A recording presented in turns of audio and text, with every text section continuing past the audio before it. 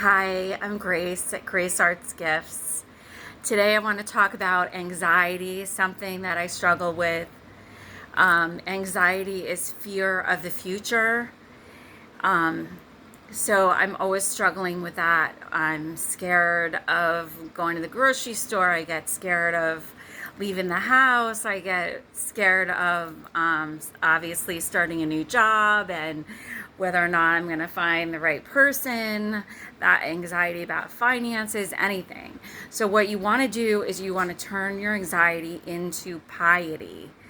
And what piety is having faith in God, that God is already there. So God already understands your finances. God already understands, God already knows your person. God already knows about the new job. So God already is ahead of you. So whenever I feel anxious, I give it to God and I have faith that God is already there. God already knows my future, which really helps my anxiety. And it's something that might help you too. So turn anxiety into piety. All right, take care.